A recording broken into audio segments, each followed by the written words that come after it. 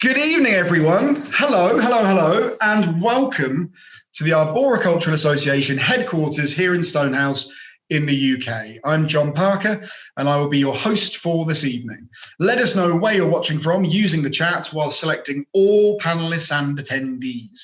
Questions in the Q&A box, and we'll get through as many as we can at the end. Now, if you love fungi and you love symposiums, then next week, it's the dream combination you've always been waiting for. On Wednesday, March the 31st, we'll be hosting the Fungi Symposium.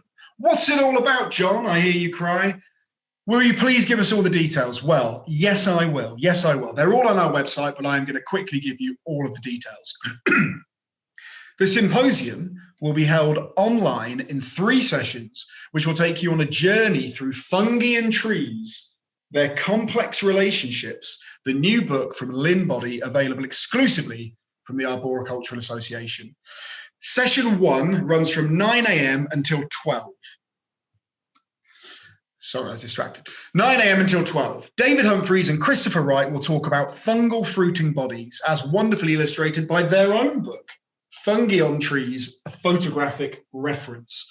Jill Butler will then be presenting Trees as a long-lived movable feast, and then there'll be a little break, and afterwards Fred Asegbu will be teaching us all about the forest microbiome and associated fungal endophytes, functional roles and impact on tree health. And then Matt Coombs will be speaking on the subject of ash dieback, what we know now.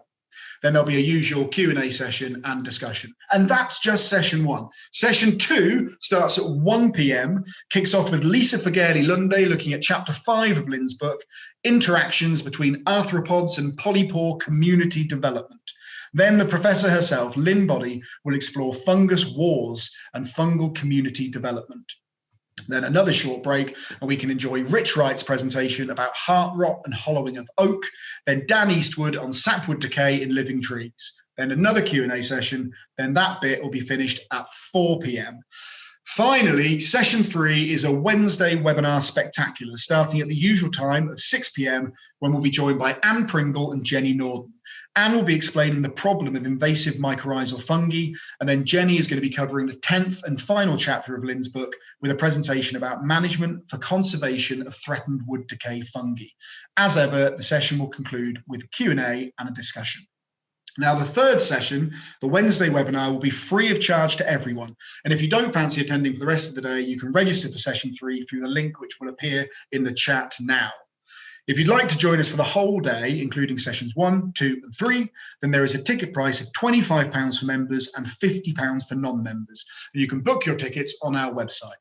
Whichever way you look at it, this is an absolute bargain, and to make it even better value, anyone buying a ticket will have exclusive access to all of the content from the symposium for 6 months. So even if you can't watch all of it live, you can watch it in that period, and then probably beyond as well. So 11 internationally acclaimed speakers over 8 hours of webinars, starting at 9 a.m, finishing at 8 p.m, next Wednesday, March 31st. Hopefully we'll see you all there. Take a day off work. It's going to be worth it.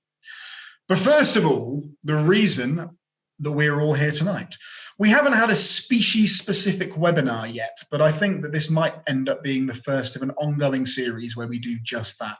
This evening, it's one of my all-time favourites, the yew. We'll be hearing from Geoff Monck, Tree and Woodland Officer at Guildford Borough Council, and Paul Greenwood, founder of the Ancient Yew Group and co-director of Scotland's Yew Heritage Initiative. Remember to submit your questions, specifying who you're asking, and we'll have a good discussion after the presentations. But first of all, I'd like to hand over to Geoff. It's all yours. Okay, thanks, John. Thanks for the introduction. I'll just try and share my screen. Okay, so yeah, thanks for the introduction. So I've been a Tree and Woodland Officer at Guildford Borough Council for 5 years now. Before that, I worked in arboriculture as a consultant, and the last 3 years of that was working with tree work environmental practice, where I was really lucky enough to get involved in quite a lot of ancient and veteran tree surveying and also research projects looking into oak decline and tree and soil health. So in this presentation, I'm going to be looking at the distribution of yew in Europe, that's Taxus baccata, and its status in the face of climate change. And then I'm going to hone in on the Merrow Downs, Newlands Corner population and apparent decline of those ewes that we're seeing across that population. So just briefly, I want to clarify what I mean in terms of tree declines for those who aren't familiar with that concept. So probably most of us have heard of oak decline before, but actually sort of those of us who are looking in quite a lot of detail at tree declines are kind of starting to realise that actually it's not just affecting oak. It seems to be affecting a lot of species now, to a greater or lesser degree, but oak is probably one of the worst affected. And with generally, these trends are much more obvious in sort of lower rainfall areas of the country where it's really much more apparent. But actually, tree declines are a global problem, with forest declines reported in every biome of the world, I think, unfortunately. So declines result from a series of ecological processes and the effects of climate change. And trees really are the canary in the mine here, because these ecological processes all relate to ecosystem deterioration. And the primary drivers, unfortunately, are anthropogenic soil pollution inputs, changes to soil hydrological regimes because of our various different activities, and to be honest, just systemic poor management of soils. So how we treat our soil is really crucial, and the implications for natural ecosystems, for biodiversity, and carbon sequestration are quite massive. That's really a conversation we need to be having right now. Anyway, now on to you. So you can see here, this is the distribution of taxus baccata across Europe. So the dots represent areas where U is present, but it's thought that its frequency of occurrence is decreasing. It's sort of gone from areas where it was quite common to, they're now more sort of scattered individuals. And the hatched areas are really sort of the core range of yew where it is a common tree. And in many of those areas, it even forms yew woodland. As Paul is, I'm sure, going to talk about, yew has actually been around for a few million years now. And actually, sort of the range that yew occupies has been in decline for the last 400,000 years. It's quite crazy to talk about trees and those sort of timescales, really. But yeah, so that's just to give you the context. But so yew is widely distributed across Europe, as we can see here, right over from the west of Europe and the British Isles, all the way across to the Caucasus, and even down into northern Iran, actually. And north to south, it's right up in northern Scandinavia and as far south as North Africa. So yew's requirements, so it needs an oceanic climate, so it needs it to be relatively humid and reasonable levels of rainfall, sort of usually in the region of sort of 800 mil per year or more. It actually does well on most soils if the humidity and the rainfall are high enough, but it specialises in calcareous soils. And on those sort of soils, it can tolerate much lower rainfall levels, which is quite interesting because actually those soils are really quite shallow and droughty generally. So we'll explore that a bit more later. So in response to climate change, it's been predicted that yew's range is going to retract in the south and possibly should expand in the north. But in actual fact, what we've been seeing is that it's actually contracting at the north of its range too. And it's not entirely clear why that is, but it's what the main reason that the range will contract to the south is because of seedling survival, being too warm, too dry for the seedlings. And to the north, it may well be that it's certainly not spreading further north because of the weather conditions are just a bit too severe for it. As you can imagine, with a long-lived species like yew, these are long-term processes that we're talking about, really. There's been no suggestion that climate change is likely to cause the death of mature trees. The main dynamic it's proposed will be sort of seedling survival. So yeah, so there shouldn't really be problems for mature trees, particularly in the centre of the range, like where the UK is. Anthropogenic influences also have an important effect on the distribution of yew. With it being a shade-tolerant species, so when we changes to sort of woodland structure and gap dynamics, will have quite a big effect on yew and whether it's able to regenerate. So to focus in on the UK now, the little red circle is roughly where the Merrow Downs ancient yew population is. So the UK is more or less sort of in the centre of the range, going north to south. I'm just going to zoom in on the UK there and put it next to a map of total rainfall, which was between 1970, I think, and 2000. So we can see here really that I thought my course cursor was yeah, there we go. So this sort of core range of yew in the UK generally sort of coincides with these areas of higher rainfall, so the blue, the white, the light brown. So sort of this area coming around these areas here, and you can see in the Midlands possibly being quite marginal in its range actually. So I'm just moving on the screen. So yeah, the rainfall level there probably quite marginal because it's below 800, 641 to 740. So the soil that it's on will be much more important in those regions.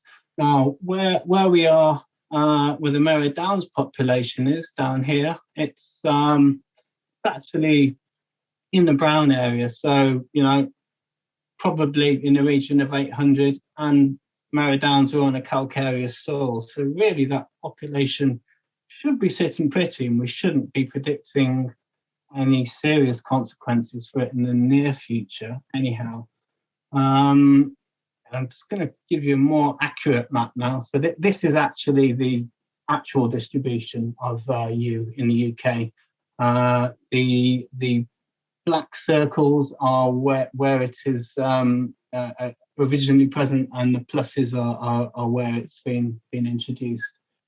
Okay, so I'm going to talk about the hone in on the Merrow Downs population now. So this is basically an ancient wood pass. Oh crikey, sorry. Go back. Okay. Excuse me, just trying to move the screens around. Okay, so yeah, it's an ancient wood pasture site on the North Downs, and you can see the yew trees sort of distributed throughout this population, the darker crowns, and the rest of these lighter sort of coloured trees are secondary woodland that sort of come in post-war really. And you can see all around the site is all just mostly agricultural fields now, and then we've got the Merrow area of Guildford here. And really, the site's only survived, I think, in this format because it's registered common land. So otherwise it would probably be gone. So this is a one remaining little snapshot, really, of a landscape that used to be prevalent across the whole of the North Downs. And like I say, ancient yew wood pasture, so that would have been grazed by sheep, driving the dynamics of that landscape. So just point out here, I've got 2 points marked. I've got Keeper's Cottage here and Newlands Corner down here. On the next slide, I've got some historic viewpoints from there. So up here we've got a view from 1907 at Keeper's Cottage. You can see it's a lot more open, and it's probably the last time really when it had that proper open wood pasture structure. You can see it's actually starting to scrub over here a bit more to the rear of the cottage. And down here we've got a artist's impression of the view from Newlands Corner, and very much obviously there are some fields in there now, but it gives you a feel for the yew sheep graze wood pasture. Okay, so now on to the Merrow Downs tree population itself. So the ancient yew group have actually been involved in this site for a long time now. So Peter Norton actually surveyed most of the significant trees across the population back in 2012. Quite a Herculean effort, really. Just did it off his own back out of concern for the population, I think. So he picked up 134 trees with a girth greater than 3.5 meters, so a stem diameter of 1.11. And the largest tree he picked up was stem diameter 2.21. So in terms of these trees, the aging of them, so Toby Hindson, also with the Ancient Yew Group, he's been coming into this site for, I think, more than 20 years, taking diameter measurements every year and basically monitoring the growth of these trees. And the result of that is that in 2019, he published a paper along with Moore and Thomas, and that was on the aging of yew. And so from his work, he thinks he's aged the oldest cohort at Merry Downs as being around about 950 years old. And apparently there is also the next cohort, which is a really large cohort, sort of he thinks originates around the time of the Black Death in 1348. He did tell me what the reason for that, what he thought the reason for that might be, but I'm afraid I can't remember now. So maybe if he's listening, he might be able to tell us after.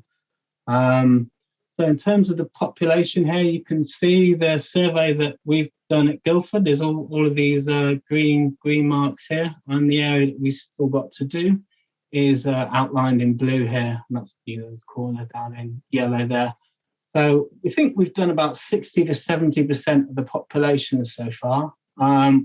We've actually surveyed all age groups, so we've got 1,730 trees so far. And the reason that we've done all age groups is so that we can actually carry out a full population viability analysis. I think it's something that people haven't really done in the past before, but it really does give you the best sort of overview of how feasible a population is in the long term. So in terms of highlights, so far we've picked up 205 trees with a stem diameter greater than 1 meter. And of those, we picked up 26 with a stem diameter greater than 1.5 meters. And the largest stem diameter we've got is 2.24 meters. Actually, the oldest tree that I've found in the site, actually, well, it's only a remnant. So it's basically part of the original stem. The rest of the stem is gone, but you can still just about see where the stem came out to. And this tree, I think, would have had a stem diameter of 2.5 meters. Okay, so this is the bit where I really embarrass our other tree officer at Guildford Council. Obviously, I can't talk about our survey without mentioning JP here. That's JP Barry. So he joined us in early in 2020, and since he joined, I've trained him up on the survey, and he's done an absolutely fantastic job. I think he's probably done about 50% of the trees that we've done together in that time. He's really picked it up well. So all credit to JP there. Okay, so I'm just going to show you a few photos of some of my favourite yews in the population. This one is my absolute favourite.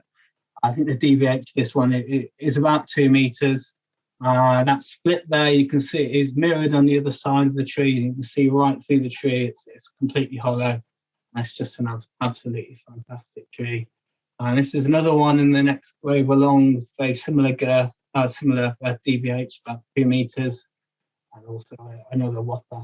And this next one, this is probably the biggest sort of reasonably intact tree on the site. So the diameter was 2.24 meters that we measured in this. So probably second oldest tree on the site, I think. Okay, and this one's at the Newlands corner end.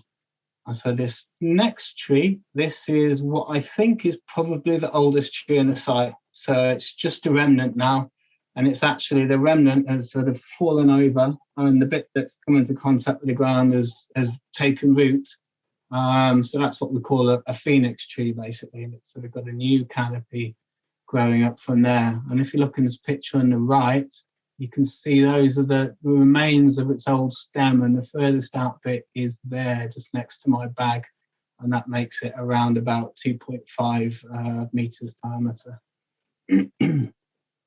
Okay, so just to look at the age range that we've picked up in the survey so far. So this is, like I say, 60-70% of the population, 70 ancients, 212 veterans.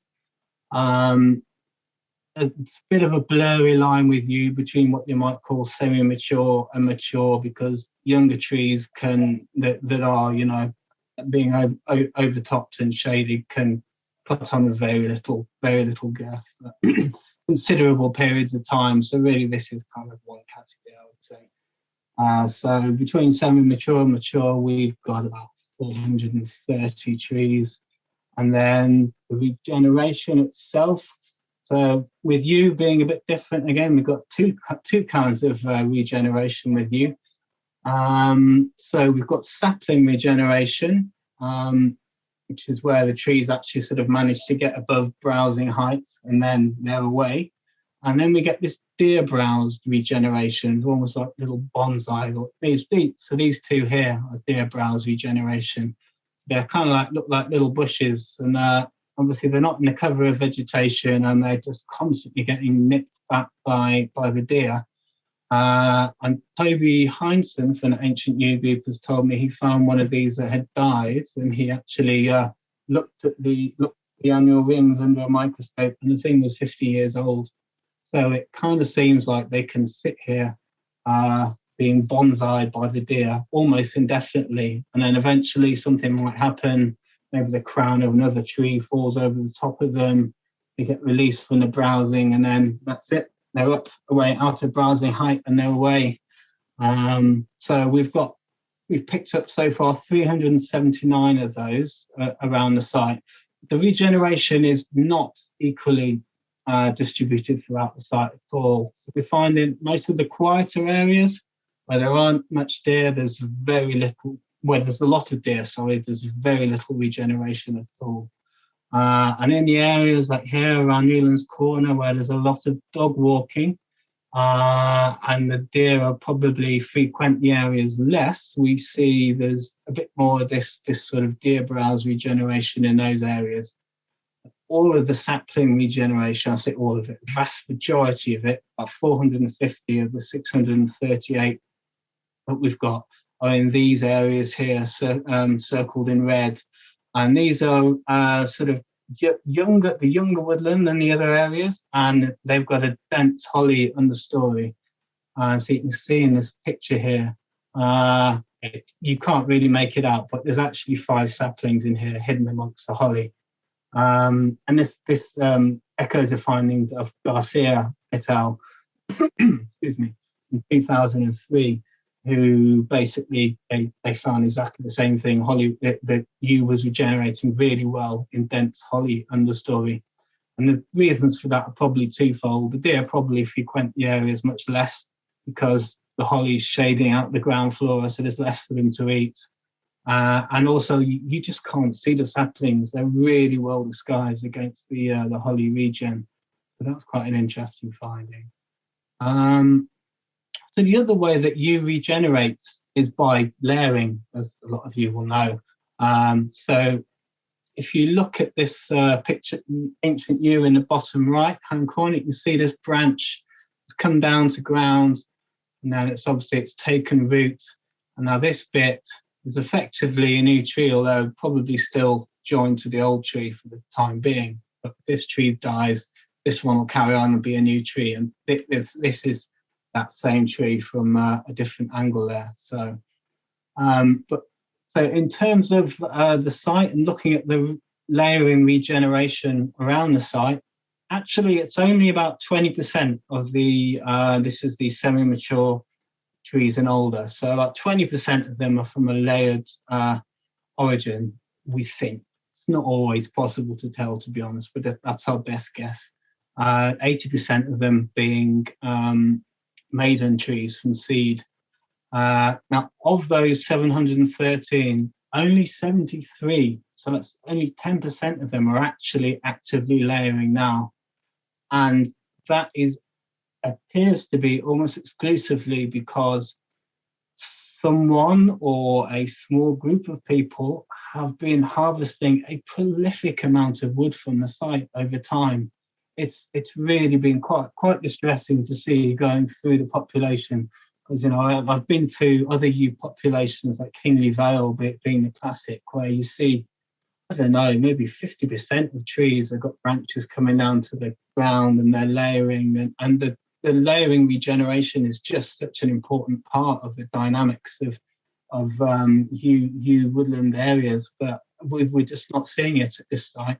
And it's literally, I would say 90% of the trees that we've looked at so far have had one or more branches removed. So somebody or a group of people have been coming and taking wood consistently over time. A lot of the pruning rings maybe even look sort of 40, 50 years old. So someone's been doing it systematically over a period of time.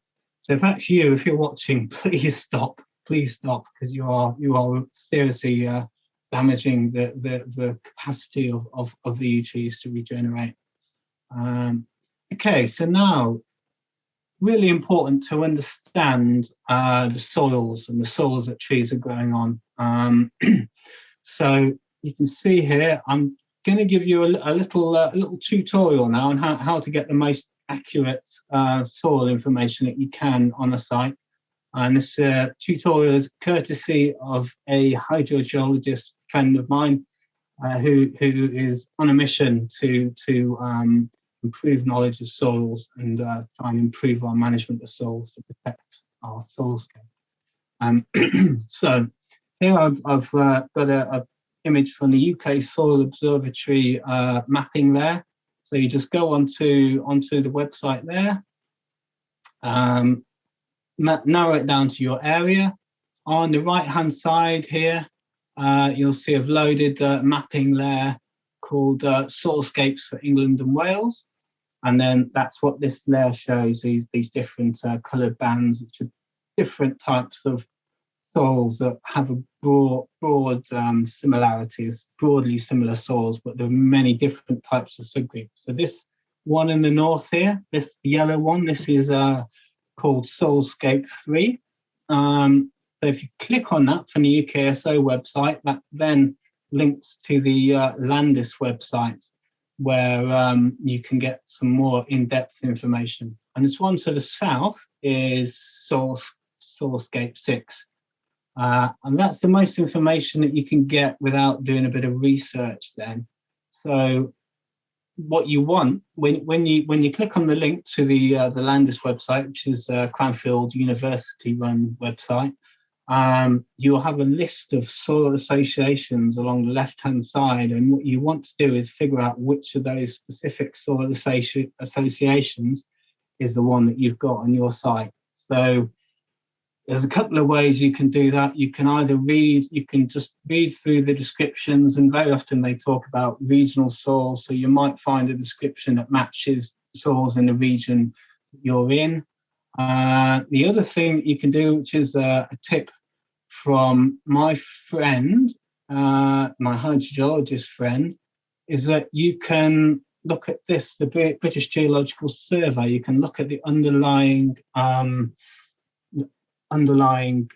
your geology, basically. And so from this, I clicked on this area here, and it gave me Netley Heath deposits. And then if you Google the Netley Heath deposits, actually a link to the Landis website came up, and it links directly back to this Marlow Soil Association. So there's a few ways to try and drill down and get that specific soil association, but that's the one you need. That's the one that's got all the real detail that tells you about the soil hydrological regime. So what we found with these soils is that to the north is up to one soil association. It's a sandy, gravelling, free draining soil. over chalk, so it's going to be quite droughty. And it originates from the Netley Heath deposits, which are concentrated here, but scattered throughout that area. This soilscape 6 to the south, the association is marlow, and that's actually a red clay cap over this Netley Heath deposit. So red clay cap over the sandy, gravelly, freely draining stuff over chalk, and that's actually quite a droughty soil as well. So they're both very free draining, but not quite that simple. So we think we're looking at this map, the one that's free to get. We think we've got one frontier between two different types of soil, roughly midway across the site. But it's actually, we find it was not that straightforward. So if you look at this underlying geology here, the more accurate maps, which you can get from Cranfield University, unfortunately you have to pay for those. And in this case, they completely match the underlying geology. So this represents the underlying geology, but it also represents the Cranfield map. They're exactly the same in this case. But yeah, obviously, like I say, an option if you want to just get straight to the information without having to sort of do a bit of research is you can buy the license directly from this website here, pay a fee, and it gives you all the specific soil associations, and it gives you a much more detailed map. So looking at the more detailed map for our site, so sorry, these layers, these mark the demarcation white area versus the non-white area, which in the two different types. So as opposed to one soil frontier going through the whole site, what we've actually got is 3 soil frontiers, which basically means, in reality, we found this when we did our sampling, we've just got a bit of a mosaic of one type of soil, the other type of soil, and quite a lot of areas where we've got a bit of a sort of mixture between the two. So it's not as straightforward as the map might suggest.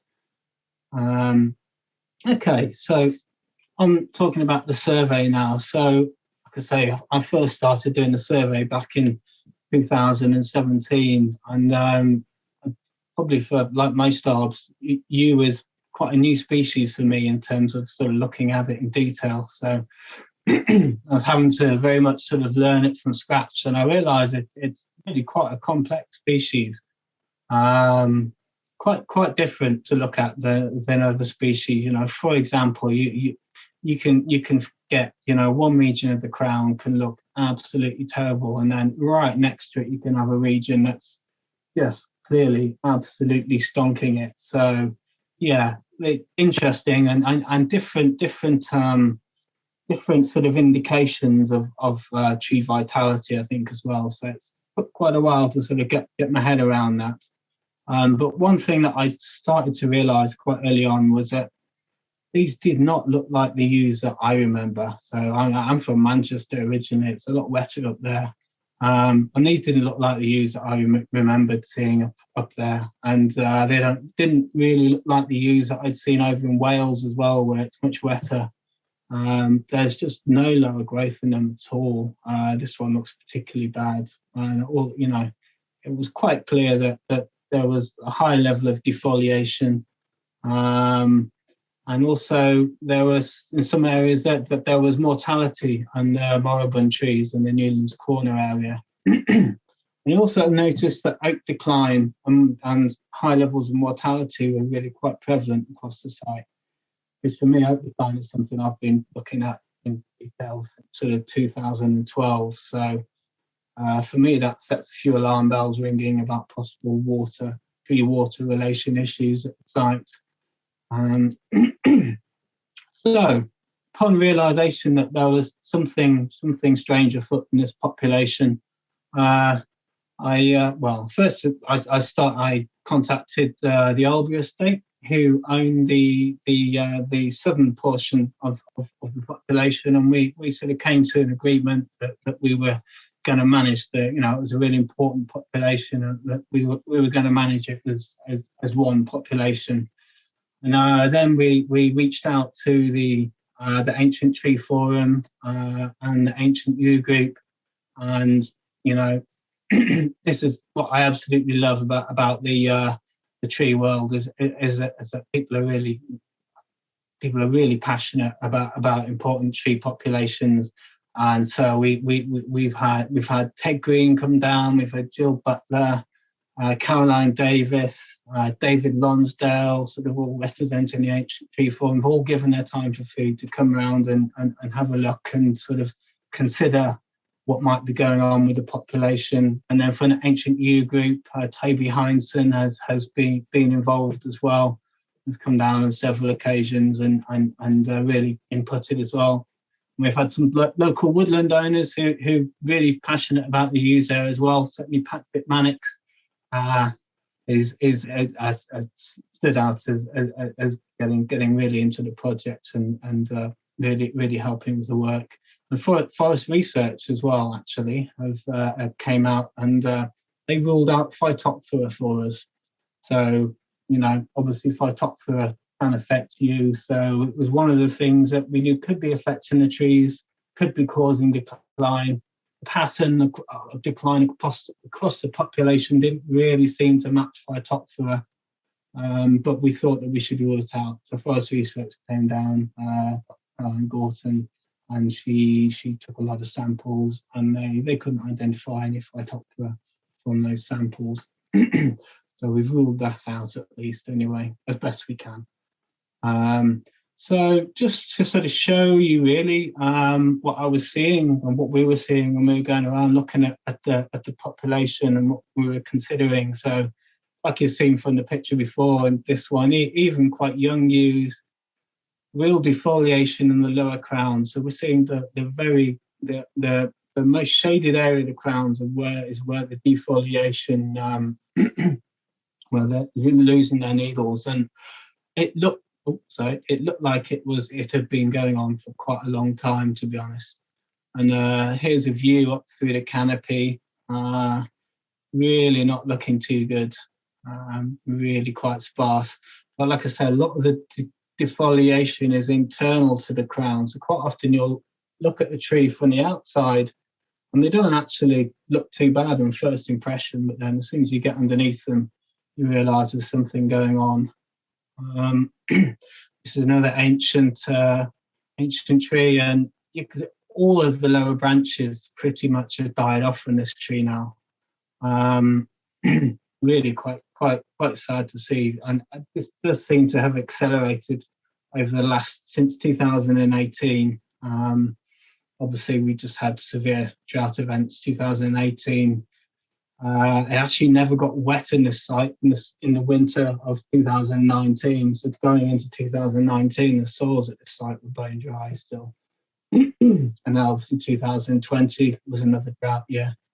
And you can see in this tree the dieback has come right up into the mid crown here, but the upper crown is still pretty much intact. So actually, my sort of take on this tree is that it's clearly stressed. This is clearly a water stress response, or it looks to be a water stress response. But actually it's still managing to maintain its upper crown. So my feeling on this tree is that it's probably still just about within its tolerance, within its level of resilience. I think if the problems were taken away, it's probably this tree will still come back. Now, in terms of this pattern of decline, it could also be energetic. So the needles that are being lost are the ones that are the most shaded. So the tree might be losing those to manage its water loss, so the least productive needles it's losing. Other thing that could be going on is something to do with energetics of the tree. There's having an energetic, something is taking the tree's energy, exacting an energetic cost on the tree, then it would also be sacrificing the least productive needles at the bottom. So in terms of progression of decline, now this is the canopy of another yew tree. Now this to me is starting to look more serious, and we are seeing this on increasing numbers of trees across the site. You can see you've got this lion's tailing going on, there's shoot dieback. It's not looking good. looks to me like a tree that's really struggling, unfortunately. Okay, now this is another pattern of defoliation that we see. So there are two patterns: the loss of the lower foliage and all of the internal needles seems to be a more long-term thing, whereas, in terms of this sort of pattern of defoliation you see across the outside of the crown, this is a response. This is a response to acute water stress. It's actually something that has been noted in the literature previously. There's a forest research note in it, basically, from when it was first noticed. And so what actually happens in these cases is early summer, if the tree is under water stress, the older needles sort of higher up on the shoot all turn yellow, and then they drop off. This photo was taken just the other day. So what's actually happened on this site is 2018, a load of needles went yellow and then dropped off. 2019, a load more needles went yellow and dropped off. And then 2020, we had a repeat occurrence again, and this section went yellow and dropped off. So as far as I'm aware, I think this happening 3 years in a row to you might be unprecedented. I've certainly not read about it happening before, so it is concerning. And the other thing to notice here is on the remaining foliage at the end, it is really, it's not evenly distributed. It's the needles are all bent, they're coming out at all funny angles. There seems to be a general sort of stress response, I think. Probably some of the youth specialists might be able to add something there as well. So this is actually the same tree looked at from the outside, and this is sort of the region where most of the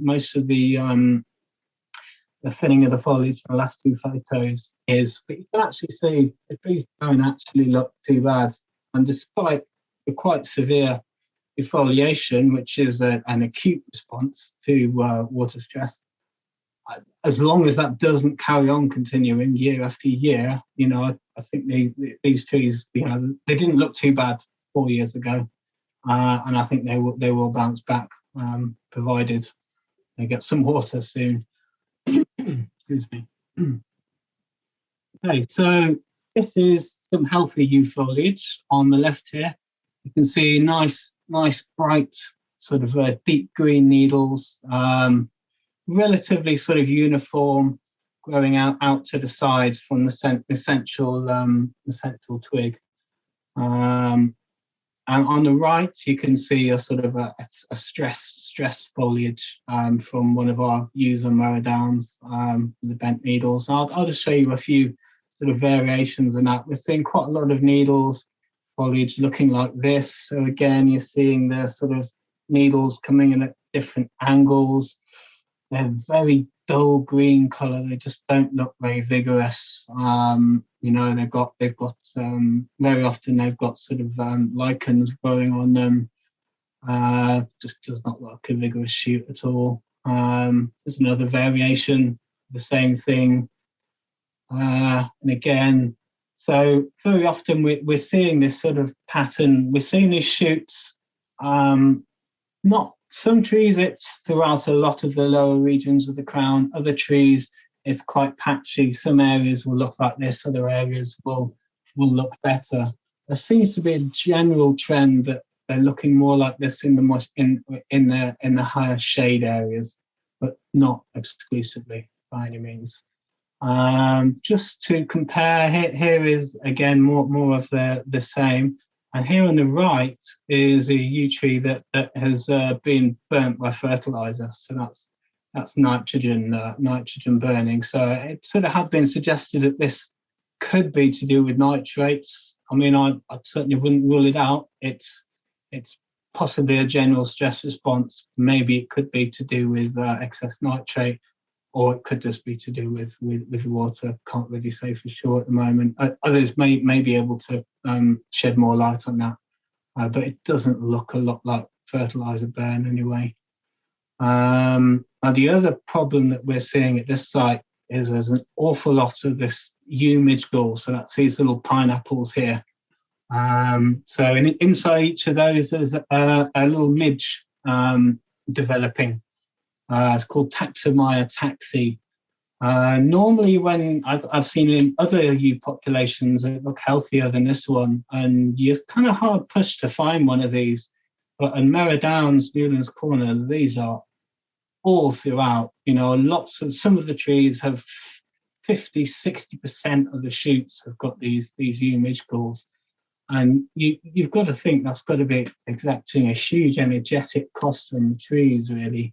So I mean, I don't think anyone's, well, there isn't much research on the energetic costs of these galls. But if you think that possibly even all the energy that should be going into that year's shoot growth goes into developing the midge instead, it could be quite significant. So here you can see all of these little sort of blobs are all ewe midge galls. You can see there's an awful lot of them in this tree here, and we're seeing that a lot throughout the site.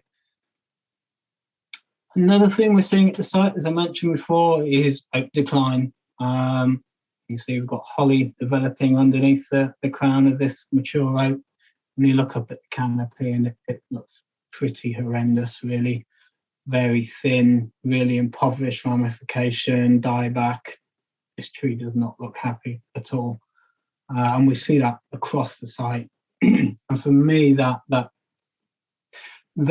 would tend to indicate it's quite likely there's issues with tree water relations at the site. Not definite, but certainly an indicator that might be the case. And here's a yew tree. This is something that we see a lot of across the site. There's obviously been a pulse of regeneration of epicormic growth a few years back. So that's all died off now. There's quite a lot of this age group across the whole population. Lots of trees across the population. Most of it is either all died off now or is very nearly died off. But this is suggestive that, like with oak decline, there may be pulses of recovery and then pulses of decline. So it's not necessarily a one-way street all the time. Okay, and also the other thing, obviously, we've been seeing is mortality, sadly. So this is an ancient yew in the Newlands Corner area that died within the last, I think, 15 years or so. Here's another yew, veteran yew, that's moribund in the same area. You look up at the crown, it's hardly anything left. That's a goner. Here's another probably ancient yew. Again, looking up through the crown there, that's advanced decline. Touch and go whether anything could be done for this tree if you were able to intervene. You will notice in this area there is more compaction in the area around Newlands Corner. Okay, so so these are the things that we've sort of been working on together and pondering and trying to work out really what's going on. And I think for me it was a bit of a watershed moment when Patrick Mannix was actually was very keen to get David Lonsdale from the Ancient Tree Forum to come down to look at the site. And Patrick Mannix arranged that meeting, and David came down, and we had a really good workshop with Michael Baxter, Patrick, and David. We went out and we looked at the population, sat down and had a real brainstorming session. And David suggested that the user may be accessing the groundwater. So the water in the chalk, coming up from the groundwater by capillary action up through the chalk. The chalk acts like a massive sponge, basically. And so the groundwater might be here, and it soaks upwards, and it's accessible by plant roots So, David wasn't sure because, like most of us, he doesn't have that much experience of you, but he thought it was certainly a possibility. And for me, that really just makes absolute sense because, you does best on shallow, dry-to calcareous soils. Well, it really would make sense if it was accessing the water coming up through the chalk. So here is a recently windblown yew. It was a lot more obvious when you're standing looking at it. It's always very difficult to bring these things out from a picture, but all the roots you can see circled were clearly heading straight down, and the soils are very shallow here. These were definitely coming down into the chalk. So that seems to be evidence that would support that. And here's the edge of this tree's root plate. You can see you've got these roots here just suddenly turning through 90 degrees and heading straight down. And this is a windblown oak, actually. Was really interesting because it's early mature tree. It's still got a very strong taproot, and you can see that taproot has pulled out a 50 centimetre deep plug of chalk, basically. So that was clearly coming down 50 centimetres into the chalk, and then below that you can see there's sort of 10 centimetre knuckles, if you like, and there would have been a rooting system coming down from that into the chalk. So the oaks are definitely doing it. It looks like the yews are doing it as well. So that means we're looking at groundwater. So possibly groundwater levels might be having an impact on this population. So I got the data from the Environment Agency. Back in 2018, I got this. So that I just asked for the data from 2010 to 2018. I'm afraid that there's some gaps in the data where their equipment wasn't working properly. But you can see pretty much you have an annual cycle of sort of recharging during the winter, declining during the summer, through the autumn, and then recharging in the winter. So you've got this annual cycle most years. Seems to be managed to be relatively constant at the moment. But we know that the chalk aquifer in the North Downs is the main drinking water supply for an awful lot of the southeast. So this is being harvested for, water is being abstracted on an industrial scale for human use. This looks to be fairly constant over this period. So I imagine, obviously this is an Environment Agency borehole, so the levels are being monitored. And I imagine that this is managed to not fall below a certain level. But this now makes me wonder what happened prior to 2010. We know the population and water demand has been increasing steadily. Were these water levels higher historically, and could the drop at some point actually now be causing the decline? It's certainly a possibility. And the other interesting thing here is we had the groundwater levels were higher over this period here. And this was sort of 2013 to 15. That may well correlate with this pulse of epicormic growth and pulse of recovery that seems to have been seen across the site. So there may be a link there. That's something we're hopefully going to investigate further. So just going to talk a little bit about the soil testing that we've done. So obviously, whenever you're looking to investigate a population, it's absolutely key to do your soil testing. So we took sample points along all of these transects, each of the plus points basically, and the results basically showed what we might expect, that it was seemed to be transitioning from sort of grassland soils that would have originally been a mixture of chalk grassland and slightly more acid grassland on the more clayey areas. It seems to be sort of transitioning to woodland soils since we've had this secondary tree cover has come in. So would have been originally sort of a bit more acidic, a bit less acidic, a bit higher pH. But now we're seeing a pH range 4 to 5.8. So that acidification has really stepped up quite a bit in quite a few areas, and that will be because of the leaf litter coming down, basically increasing the organic matter, and then the bacteria sort of, as it breaks down to ammonia, the bacteria then convert that ammonia to nitrate, and that process is an acidifying process. And there will also be some acidification coming from nitrate pollution as well. So these two things you can see here, I forgot to mention earlier, these are two big arterial main roads that pass through the site. There's a lot of traffic, they're constantly busy.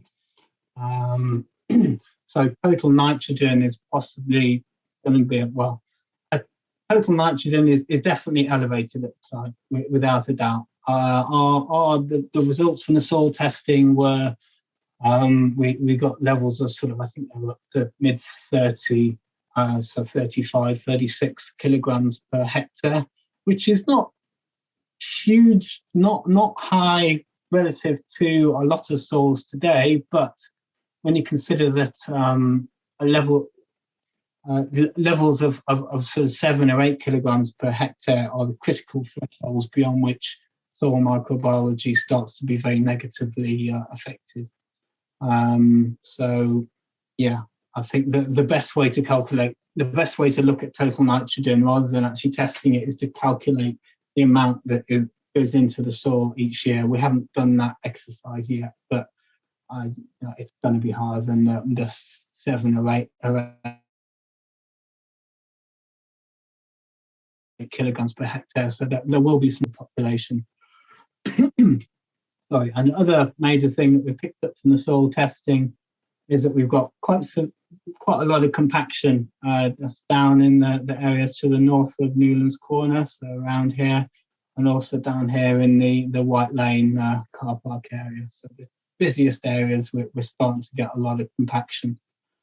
So this is the biggest tree we have on the site. This is in the Newlands Corner area, and you can see there's a lot of compaction around the tree, sadly.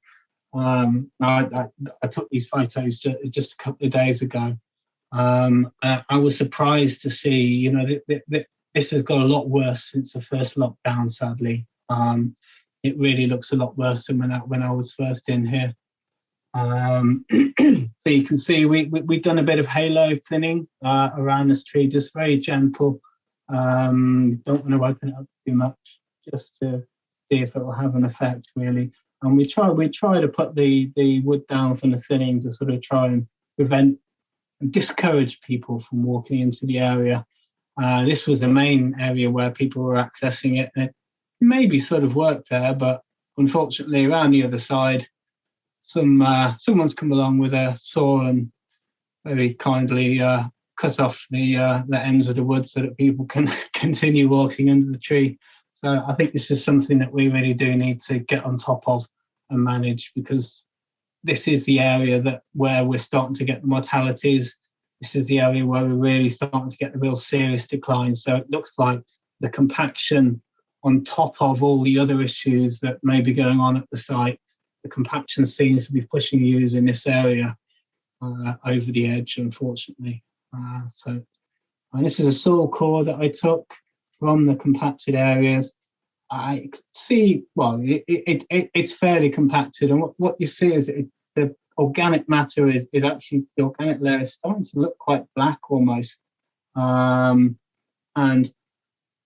if I basically just break the end bit off there, and you can see that's really quite compacted. It's just sort of breaks apart in big lumps. It really, not a good rooting environment. So that's a very upper organic layer, and you can see it looks quite black because it's starting to get anaerobic, and it had a bit of a dank smell to it as well. And if we look at the level of soil below that, this is from the same soil core that I showed before, but This is the bit below the organic matter layer, and you can see there's a small area where the organic matter is mixed down in, and then below that is quite sandy clay. So take home message here is that there's decreasing amounts of, oh right, okay, sorry John, right, okay, right, yeah, decreasing amounts of mixing with the soil. So that means that the poor earthworm activity because of the compaction. So probability by age of decline by age class. We've given the trees a judgment of probability of decline, and you can see it doesn't look great. Basically, all yew trees should be 8s, 9s, and 10s. We've got an awful lot 4, 5, 6, and 7s. So that's the probability of them declining within a human lifetime, which should not be a thing that happens to you realistically. So that's not looking good. Possible key factors, like I described, water table changes, idle water table changes. We know we've got decreased rainfall, increased prevalence of droughts. Competition causes shading, but also maybe trees may be competing for water. We've got oak decline throughout the site. Energetics might be a key factor. We've got the taxonomia, who are probably exacting an energetic cost on the tree. Taxonomia may be increasing because of water stress, or they may be increasing because of soil nitrate.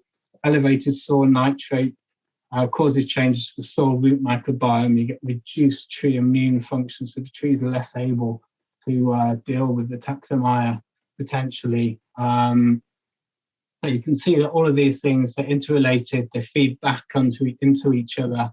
And so what you can end up with is a spiral of decline. Where's that going to end? Death or recovery? Hopefully, if we can figure it out, it's going to end in recovery. I think there is quite a lot of resilience still amongst the population throughout a lot of the site, but the trajectory they're on at the moment, I don't think can continue indefinitely. And down here I've put, is there anything else? I'm not, giving you this presentation saying this is how it is. This is just what our best guess and our starting point really for the study. But please, if anyone else has got any suggestions, any ideas, please let us know. This is not a hypothesis going to be jealously defended, because that's bad science. That's not what we're about. For the proposed study, we're going to be setting up a consortium with Glasgow University, Dr. Andy Hirons, and we're looking at sap flow. So Andy is our national expert on sap flow, really. So we're basically going to be gauging sap flow, which gives us an indication of tree vitality, basically. And we can look at that in real time in response to environmental variables, in relation to the borehole data that we'll be able to get from the EA. And then we're also going to be looking at dendrochronological analysis as well. So we've got two things that we're looking at. We're going to do a pilot study in 2021, and we're going to roll out on a larger scale, hopefully, if we get more members to the consortium. At the moment, Guildford Borough Council and Albury Estate are in the consortium. Surrey County Council aren't joining the consortium, but they are matching our input with in-kind support. Surrey Hills A and B hopefully are going to be looking at how they may be able to join as well. Just very quickly on sap flow, basically air vapor pressure deficit. So that is basically a combination of temperature and relative humidity. And what we see with sap flow is it matches almost exactly the vapor pressure deficit. And so when we have this on a number of trees, we can then on control trees, we can see any difference between the subject trees and the control trees in the sap flow response to the vapor pressure deficit. And we can figure out whether that tree is stressed. If these levels are not coming up as high as they should, then that's indicating stress. So the research is hopefully going to help us understand the relationship between tree stress and environmental conditions. Hopefully we're going to be able to look at, work out what remedial and therapeutic treatments will help the population. And it's going to support any application for funding to carry out those treatments. And we can use it to, if the groundwater does turn out to be an issue, we can open a dialogue with the EA and the water companies, and we can see if there's anything that can be done in that respect. Engineering solutions, who knows? You could maybe drill a borehole down and have a little pump that came up and circulated the water to the upper levels even. And obviously on a wider level, we can hopefully better understand the effects that's happening on local ecosystems in response to anthropogenic activities. And there's implications for carbon sink functions and biodiversity there. Okay, I think that's me done. Thanks, guys. Sorry that's dragged on a bit. It didn't drag on at all. It was marvellous. I'm aware that our audience, they're busy people, Geoff. They got lots of things they're gonna. No, they haven't. They haven't at all. They'd be here all night. That was great, Geoff. Thank you so much. Really good stuff. So many questions. I can tell you right now, we're going to be able to ask a very small number of those questions. So we will, as always, all the questions in the chat will be sent to our speakers, and then they may be able to look into stuff and give you more details. So please don't worry if I don't ask your question. Right. Thank you, Geoff. That was absolutely brilliant. And now I'm very pleased to welcome Paul. Right, everyone. My sort of talk tonight is looking at the familiar in an unfamiliar way. In other words, we're surrounded by yew trees of all shapes and sizes and in all kinds of habitats. But I'd like to throw in a few sort of lesser known facts so that we can understand and appreciate the yew a bit more. And if we do understand and appreciate it, then that can help to protect the extant yew population that we have.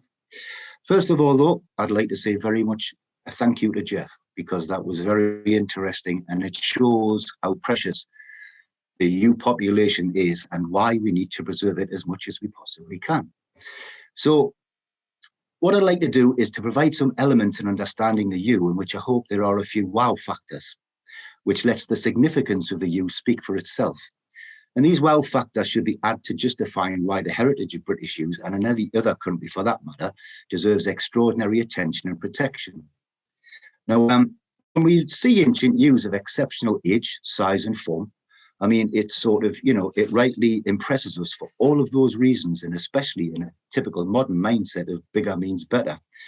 So, for example, we have this sprawling mass of the Chillingham yew in Northumberland, England, which is not an atypical looking yew tree. In fact, the history of it suggests that it was probably felled 5 centuries ago, and it's regenerated since. But as we can see from its morphology, it's just an amazing sprawl of yew. It's in a very healthy condition. But a strange factor about this yew is that gradually, I've been monitoring this for about 20 years now, it's gradually turning into a female yew. It's now 50% female and 50% male. So it's another element of looking at yew trees, which, appreciating the fact that they have this ability to change gender whenever they want, for however long they want. It's not the only tree that does that by any means, but it puts an extra significance to the yew tree. And when we look at this one, which is a typical hollow yew in a churchyard, in this case, St. Michael's at Llanfihangel Nant Melyn in Powys in Wales, we see a huge yew tree which is hollowed, but it's also, if we look at the right-hand side there, we can see that it's regenerating its hollow by putting down some aerial roots. However, although it looks in, pretty poor condition, and it could be in a better condition, nevertheless, this is a tree which has lived for centuries, perhaps even 1,000 years. So it has within its capability the ability to be able to adapt to prevailing weather conditions. For example, this tree would have lived through the mini ice ages, which existed from the 1300s to the 1800s. And we see this tree, the immense layering yew on the private Whittingham estate in East Lothian in Scotland. Now, there isn't a lot of foliage on this tree at all on its lower branches, but what we see here is a yew tree being able to express itself the way nature intended. Yew trees, as we know, they don't seek the sunlight, they would rather spread across the earth. And this is what this tree is doing. Without any removal of its lower limbs, it's able to do this and create this amazing dome of growth, which is actually what a yew tree should look like if it's left alone to fulfill itself the way nature has programmed it to do. But what about yew trees which aren't ancient? What about the ones decades old or a few centuries old, the extant yew heritage containing the ancient yews of the centuries to come? Which they will become if they're protected and preserved, because we know that a natural life for a yew can become exceptionally ancient and reach 1,500 years for sure, and perhaps 2 millennia, even a few centuries more than that. But do these juvenile and mature yews also have a quality about them which is also ancient despite their chronological age? Something they share with the oldest of yews, and the answer is yes, they do. And here's the reason why. Many communities hold a small number of fossils, coelacanths and yew trees. And when I saw this quote for the first time, it had quite mind-boggling consequences for me when I considered its implications further. The yew, Paleotaxus rediviva, in the fossil record goes back 201 million years, and it was found in the limestone of modern Germany. That number of 200 million years rolls easily off the tongue, but is an exceptionally long time to conceptualize what has happened on Earth during such an immense time span. And this is where, from the perspective of the yew, it becomes quite astonishing. For myself, looking at historical events to try and understand the life of the yew, what it has lived through, what its location for however many centuries is fascinating enough. But to expand that to the ancestry of the yew as a species is something else entirely.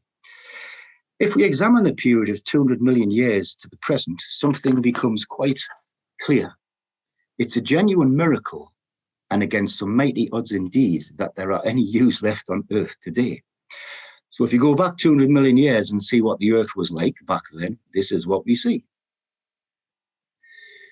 There's a singular landmass, Pangaea, and the red circle is the area where the yew fossil was found. In other words, it's this area here. In fact, let me just get a bit of a better pointer, and we're talking about this area here. Now, if we go on a little bit closer, we can see that there's actually a discernible shape of the British Isles on the planet 200 million years ago. And since the fossil was found here, it suggests that very likely that the yew was also occupying this area as well. So it seems reasonable that the yew was on these islands as they were then 200 million years ago, given the close proximity of the fossil find. So when we see a yew in Britain today, whether it's natural or it's planted, they are all descendants of a population which has been here on this part of Earth, whenever growing conditions have allowed, that is, for 200 million years. Now, on those grounds, I think it's fair to say and appreciate that the yew is truly a native species to this part of the planet. However, what has the yew family experienced in the last 200 million years of life on Earth? And it's here that a genuinely mind-boggling scenario emerges, because the yew has truly been through hell and back on many occasions throughout its presence on Earth. Yews are sensational survivors.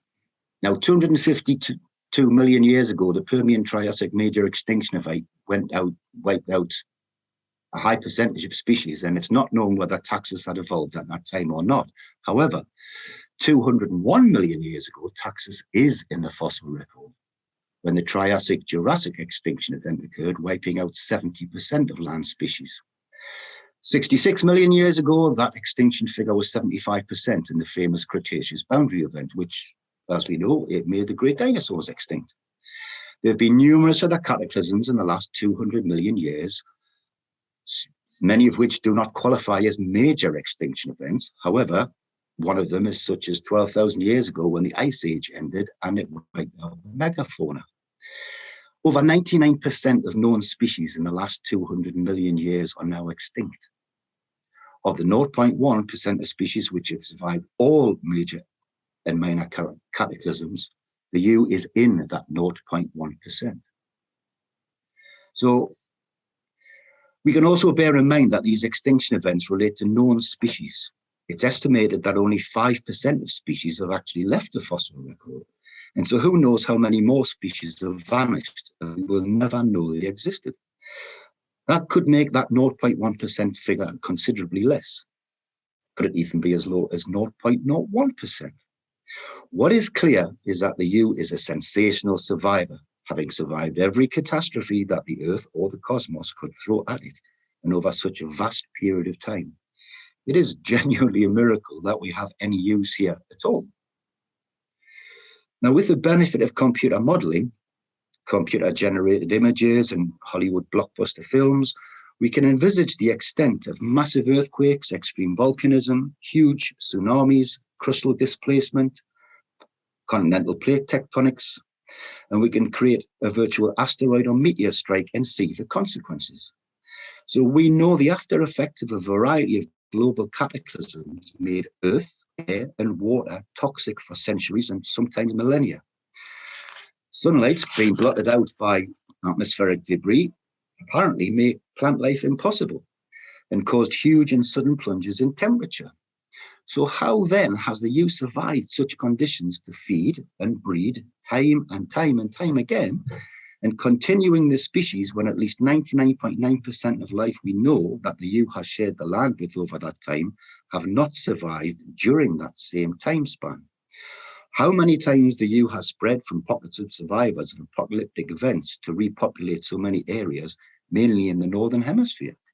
And let's bear in mind that it hasn't just survived one major cataclysm. It survived everything. Now, strangely enough, there's an allusion to the U truly possessing eternal life in Norse cosmology, which has strong roots in the British Isles thanks to the Vikings and Normans, and involves the ending of the world called Ragnarok. In this cyclic cataclysm, all life is destroyed. Even the gods and goddesses die, and there is only one plant survivor, the world tree Yggdrasil, the cosmic axis linking 9 worlds stretching from the Earth to the center of the galaxy. Now, in the timeless hollow of Yggdrasil, it shelters a man and a woman until Ragnarok is over and they can emerge to repopulate the Earth. Now, if we look at the biblical account, Noah and his family were essentially sheltered in a hollow wooden vessel until they could do the same, i.e. repopulate the Earth. However, Yggdrasil's identity is not mythical. Norse literature confirms time and time again that it is the U. And to signify this, only the U has 2 runes attributed to it, clearly marking a distinction afforded to nothing else in what was also a magical writing system, more than just an alphabet.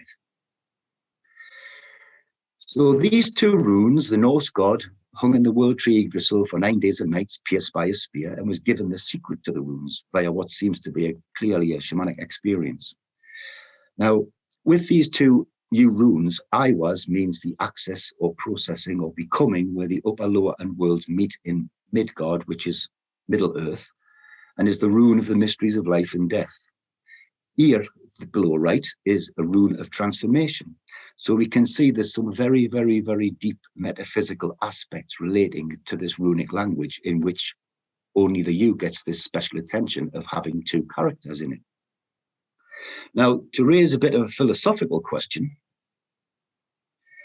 if we accept the Earth as a self-regulating living organism, then it almost seems as if the planet wants or needs the U to have survived upon it, or else why equip its evolutionary journey with such powers of survival? If so, this implies the U may have a vital function to the global biosphere in a way we have not conceived of scientifically, but perhaps we did know once. And this is reflected in names for the U, meaning the tree of life, the tree of God, or the world tree, and found in ancient cultures all across Eurasia. Now, let us look at some of these epithets from medieval Ireland, bearing in mind how Scottish Gaelic culture also has prehistoric roots in Ireland. This is an entry from the collection of medieval manuscripts known as the Ren Descenders. So, let's look at these epithets. A king's wheel, a prince's right, a wave's noise, best of creatures, a straight firm tree, a firm strong God, door of heaven, strength of a building, the good of a crew. There's no need for me to really go through all of these, but, you know, as we do go through them, there's some very intriguing parts crop up. Why would the yew have an epithet known as the Trinity's Mighty One, for example, or Mary's Son, or Amain's Lord, Might of Victory, Faggot of Sages, Noblest of Trees, Vigour of Life, Spell of Knowledge? Now, these epithets for the tree of Ross, when we experience a yew today, we don't have in our minds anything like such praise for the yew. Our culture does not appreciate the yew with such esteem. We hardly appreciate it at all in comparison to these epithets. Even the word yew has no deeper meaning other than it is the name for a tree. But again, if we look at a few of these epithets compiled for the tree of Ross, Mary's Son, the Trinity's Mighty One, a firm, strong God, door of heaven, just what did the folk in ancient England experience about the yew which caused them to give it such obviously high praise? How did they clearly understand the yew in ways we apparently do not? So if we can improve our understanding of the yew, our appreciation of the yew to that level, surely that would mean the plight of, and the risks to yews in the UK would not be what it is today. People would have more respect for what is in front of them and, as Geoff showed in his presentation, just not walk up to them and saw off branches, whether it's for possibly for making longbows, let's just say. There isn't that kind of respect that we would give, say, an amazing building. For example, nobody would walk into, let's say, Buckingham Palace and start, sawing off parts of banisters and things like that to take home for a souvenir or whatever. So if a tree has a story to tell, such as it's Robin Hood's oak or Queen Mary's sweet chestnut or Robert the Bruce's yew, then it can mitigate so many risks to an individual tree and in many cases remove the risk, whether those associations be historically true or by tradition or legend. However, every single yew alive today inherently has a story to tell, no matter how young, mature, old, ancient, because every yew is a part of the yew's story of 200 million years of life on Earth. They are genuinely miracles of the natural world, no matter how big or how old they are. Now, I don't know if you can all see this, but here's a little yew seedling. This yew seedling is 3 years old. It is a living fossil. And in essence, it's as much a yew as a yew which is 1,000 years old, because fundamentally it's got the same story to tell of how it came to be here. So if we experience a yew equipped with some information and facts about its place in botany, science, history, culture, myth, legend, religion, and as we spend time with it, thinking about the tree, it can enhance the experience and appreciation of it as much and as deeply as we wish to or not. However, there's always going to be a very small minority of people who will never appreciate trees and won't be impressed no matter what facts or information are provided about it. But if we do have a better understanding, if we do have more knowledge, if we do have a sort of like more of a holistic understanding of yew trees, then it can give a yew a meaning of being much more than just a tree in common parlance, and experience and understanding. And also, we need to take into account that we probably don't yet know how much more than just a tree the yew really is. I mean, these are the reasons why our ancestors gave it the names they did, mocking it out as extra special and extraordinary when it was perceived as being unique and in a class of its own. I mean, if you're talking about God's tree, I mean, there's the tree. If you're talking about the divine tree or the world tree, you're talking about a tree. And this leads us to modern scientific evidence of how unique the yew is. In fact, there have been lots of calls from botanists to reclassify the yew and put it somewhere in between plants and trees because it exhibits characteristics of both. I mean, the shade tolerance of yew trees is as good as some of the herbs and plants which live on the woodland floor. So in a typical beech forest or mixed forest, that's 3% of available sunlight reaching the ground. And yet the yew can thrive in such circumstances. But to get back to this modern scientific evidence, in 1964, the yew was the only plant from 30,000 species tested, which gave hope for an effective anti-cancer treatment, resulting in the development of Taxol and Taxotere. The way the yew was effective in attacking cancer cells was also discovered to be unique. Nothing else in the plant kingdom does it the way the yew does. Now, demand at first for the bark of the Pacific yew in the northwestern USA, from which the chemicals were extracted, and then for yew foliage mainly harvested in Asia, decimated yew populations, causing much local and regional extinctions, and created a need for the pharmaceutical industry to synthesize the yew molecule to meet demand for the drugs derived from Taxol and Taxotere, such as tamoxifen. So the yew molecule was subjected to X-ray crystallography, and this was the result. The Taxol molecule was incredibly complex, making it almost impossible to copy its structure in the laboratory, which is the process used in creating synthetic drugs. In order to make a synthetic drug from a natural substance, scientists must first be able to see its molecular structure. And in order to do that, the molecule can be copied in the laboratory conditions, but first of all, it has to undergo a process called X-ray crystallography. In the case of the Taxol molecule, as we can see, its crystals were unsuitable for X-ray structure determination. Now, this was noted in 1999, and in 30 years prior to that, there were no reports of the X-ray crystal structure of Taxol appearing. That gives an idea of how unique the actual molecule of the yew is. It defied laboratory analysis in order to be able to synthesize it, So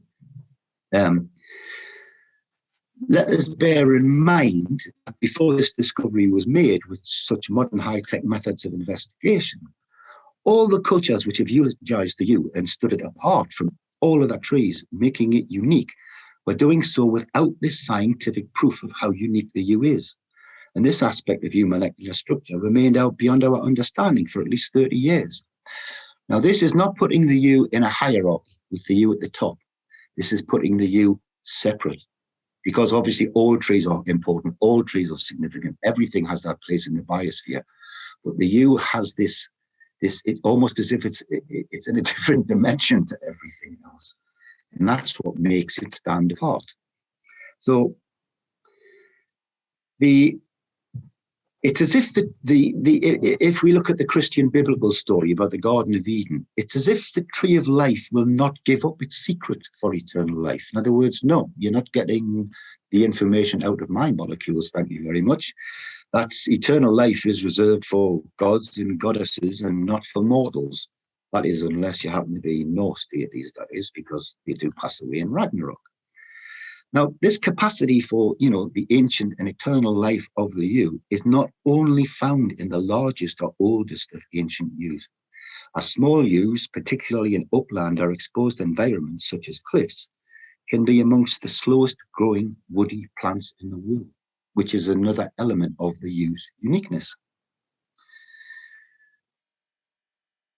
A sample from a dead branch taken by Doug Larson of the Cliff Ecology Research Group at the University of Guelph, Canada, from a tiny wind-blown bush on the escarpment of Whitborough, Scarn, Cumbria, found 220 rings in 3/4 of an inch. That's 1.8 centimeters radius. Some increments were so small, they were a single cell in thickness, as revealed by a microscope. This proved that yews in Britain could be amongst the slowest growing woody plants on Earth. Now, once again, technology available before the most recent centuries,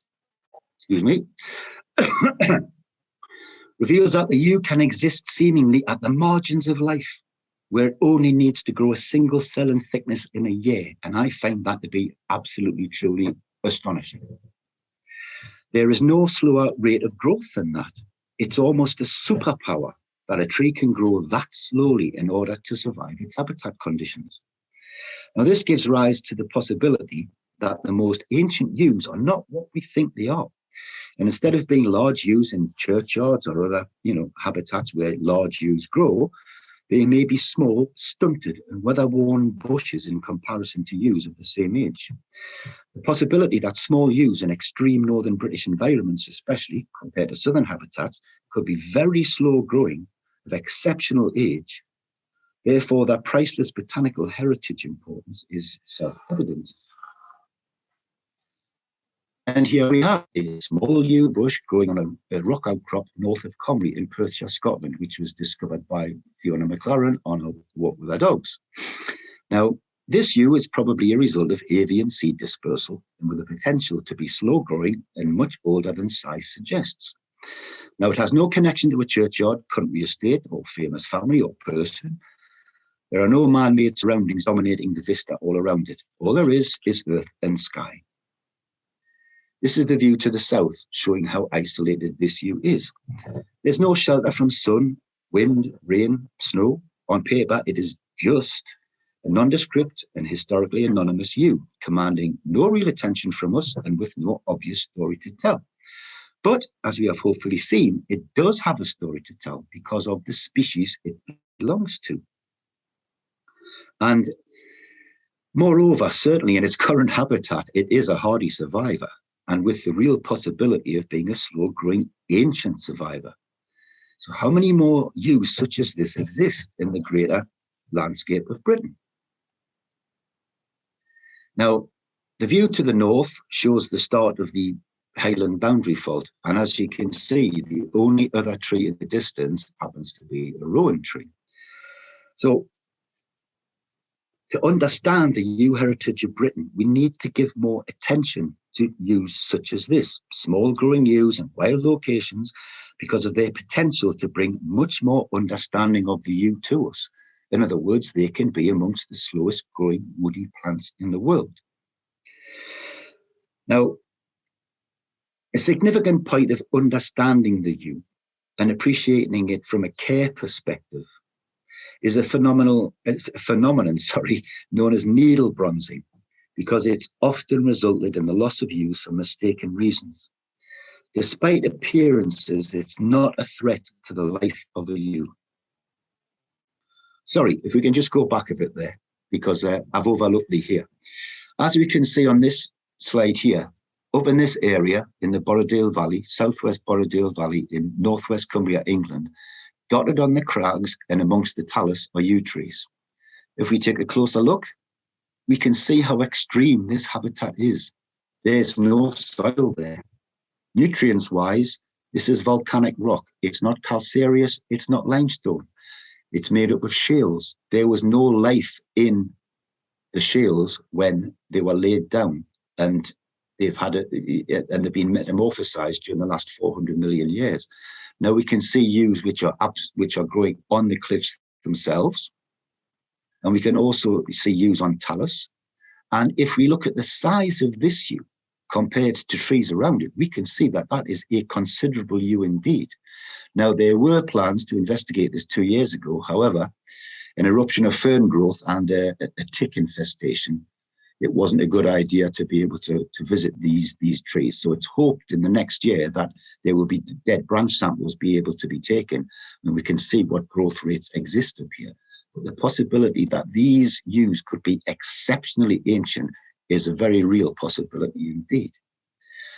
However, to get back to the effect of needle bronzing, here is needle bronzing in the upper canopy of a juvenile yew at Airth in Perthshire, Scotland. And we can see at the top, it looks like the yew is actually dying. With its foliage kind of die off, it seems obvious that there's something seriously wrong with the tree. However, needle bronzing is a specific and little known phenomenon that can be observed in yew trees. It can give the appearance the tree is dying, leading to advice that the tree should be removed. But this bronzing is caused by a concentration of oils in the tree in response to physiological stress. For example, cold winds. Although this condition may persist for a season or two, it must be stressed that it's a reversible condition, and the tree can be expected to revert to normal as in a green appearance in time. Now, great care should be exercised, as this is just an effect. It is not indicating there's any structural weakness. due to the irreversible decline, irreversible decline in vitality. Now, there's an awful lot of yews, unfortunately, have been lost because it's been assumed that this condition is fatal, probably. So, in understanding, we have to expand that when we are looking at the yew, what looks to our eyes as being something of a major problem to a yew is possibly something that is survivable. However, as Geoff unfortunately pointed out, there is a mortality of yews which seems to be involved with water. Now, a yew can't survive without water. It's as simple as that. So, however, if the water situation improves, then that yew can spring back to life. In my experience of 30 years of looking at yew trees, I've seen many yews in which lower branches seem to be dying, but given the right conditions, they will produce foliage again. Now, to understand the yew, we need to apply appreciation of it in ways which motivate those with site management responsibilities to realize just what that responsibility means when it comes to caring for yews, because yews are a natural miracle, and the fact that they've been on Earth for so long proves that. It's fortunate that we have any today to be able to look at, and therefore we need to look after them and care for them and appreciate them in an extra special and extraordinary way, reflecting their status as a tree on Earth. So, in many instances, I've had experience of better protection for yews being achieved due to gentle persuasion, and that's providing information such as I've explored here, which let the yews speak for themselves in so many ways and from so many different perspectives of significance, so that hopefully anyone concerned with their management develops a better understanding of just what they have in their care. It gives people an opportunity to make their own minds up about what significance their yews have in the greater scheme of things, and can create a value for yews not appreciated before. And in my experience, it works. People are so often thrilled to know more about the yew, which gives such extra significance to an individual yew as well as sites with multiple yews. There are so many reasons to care for yews, but if people don't know of them, then that is the greatest risk to yews. It's a lack of knowledge and understanding. Now, sadly, field research by Scotland's Yew Tree Heritage Initiative, which I'll refer to as CIVI, in the course of verifying previously recorded sites, because some data on those sites was 20 years old, we found that a yew avenue, claimed to be as much as 600 years old, had mostly been cut down since first being recorded in 1999. Originally a fortified dwelling, then a mansion house, a fine avenue of yews, it became a wedding and conference venue, and so the purpose of the building and the site was changed. Instead of realizing that the significance of the avenue was as intrinsic to the location as any building, most of the avenue was felled, apparently because the yews concerned were diseased. This is unlikely to be an accurate diagnosis, but whatever the case, this was a priceless loss because old yew avenues are rare. The fallen yews have been replaced with a flower garden, and perhaps that's to improve the aesthetics of the site for outdoor wedding photography. Who knows? Another loss of yew recently recorded by CIVI was due to a long neglected estate being inherited and, with good intent, trying to tackle the neglect and restore the estate to something like former glories. However, the yew somehow got in the way, despite it should have been clear that the yew was part of the 17th century design of the estate, and just as important as the buildings. Once more, an intrinsic part of the historic spirit of the place, and to repeat, as intrinsic as the buildings, is gone and cannot be replaced. And this is due primarily to a lack of understanding of the yew, that it is so much more than it appears to be. So improving our collective understanding of the yew as being more than just a tree improves our appreciation. And if we improve our appreciation, we can improve the protection we currently give to yews, which actually legally is hardly effective as a deterrent at all. Perhaps such an approach may have prevented those losses I've previously mentioned, which would have given the opportunity to appreciate a greater understanding of the yew, while the yew heritage of Britain and in other nations deserves the very best protection we can possibly give it. I'd like to end things here And hopefully I've given some information, which means that we can look at the yew in a bit of a new light and a new appreciation and with new understanding. And if anybody wants to get in touch with us, there's some links here at Scotland's Yew Tree Heritage Initiative and also my colleagues in the Ancient Yew Group. May I just give them very, very special praise indeed, because without my companions in the Ancient Yew Group, I'm not so sure that I would have pursued the research so long, because I have been supported so much and encouraged so much to continue this work, especially moving to Scotland to look at to try and improve the situation of our knowledge of use in Scotland. And without the members of the Ancient Yew Group, then I doubt I'd be doing this. So I'd just like to give a big shout out to the Ancient Yew Group and also my partner, Bryony Smith, co-director of CIBI. If you'd like to go to the website, there's a yew map of sites. There's articles which expand on more of some of the things I've said, and plenty of images about yew trees in Scotland of all shapes and sizes and in all kinds of habitats, you know. So thank you very, very much indeed. And I think I'll be passing over to John now. Paul, that was brilliant. Thank you so much. That's right up my street. I apologise to everyone in advance because I was listening to Paul and I wasn't looking properly at your questions. So the next sort of 20 minutes is probably going to be an absolute shambles. That was great stuff. Okay, we've got to do something before we move on to questions. Very, very special. What we've got to do is this. We had a little competition recently. We talked about the Fungi Symposium earlier on, and a kind Arboriculture Association member has donated 2 tickets to the Fungi Symposium for students. So we asked all of our student members who wanted to get involved, who hadn't already bought tickets, to send us in their names for a prize draw. So very quickly, before we get stuck into these questions, I've got a list in front of me with 24 names on, numbered 1 to 24, and 2 of these people are going to win tickets. And I'm going to ask each of our speakers to take this responsibility on and randomly select a number between 1 and 24. So Geoff, pick a number between 1 and 24. 17. 17. Okay. Paul, pick a different number between 1 and 24. I'll go for lucky 13. Lucky 13. So, well done. We didn't rehearse this. The winners are number 17, Neil Moulton, and number 13, Charlotte Bancroft. So, Neil, Charlotte, you've got tickets to go to the Fungi Symposium next week, and we'll sort that out for you at some point. Brilliant. Thank you, chaps. Okay. Loads of questions. I often say this, but we really aren't going to have time to go through all of them. One thing, Geoff, I'll come to you first. Yeah. A lot of people looking at your great photos of yew trees there and talking about the compaction on it. And I'm going to try and sort of bring together about a dozen questions here. But, you know, how big an issue is the compaction? Have you considered signage has been a big topic of conversation? What about signage to educate people? And also mulching has been a very popular suggestion, and also decompaction with air spades and the like. So compaction, how big a problem? How do you deal with it? Okay, yeah. So the compaction is the yews where in the compacted areas are definitely in a worse condition than the rest of the site, and that's where we're getting the mortalities. So I think the link is fairly clear.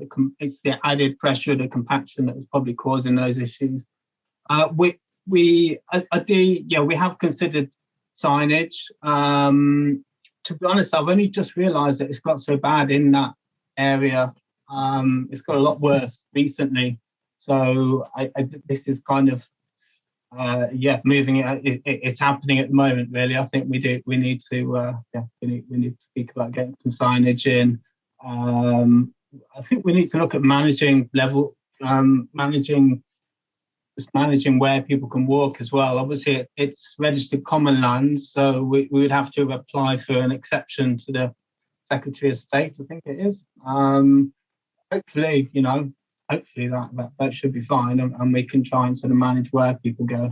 In terms of mulching, it's a very large area. I've done a lot of mulching on individual trees.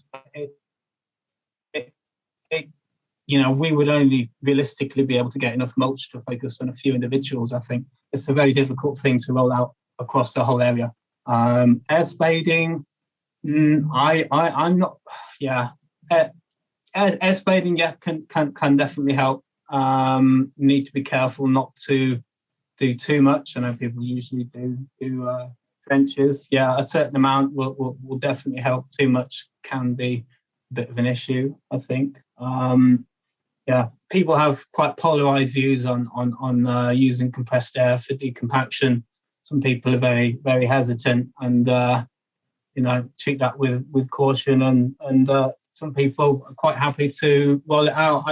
I've never seen a tree behave well, go downhill after being, having radial trenches with an air spade done. But yeah, there's a lot of options for compaction, to be fair.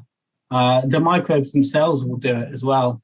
If you can put down, say, humates and that and get some aerated compost tea in there, actually, that is another option.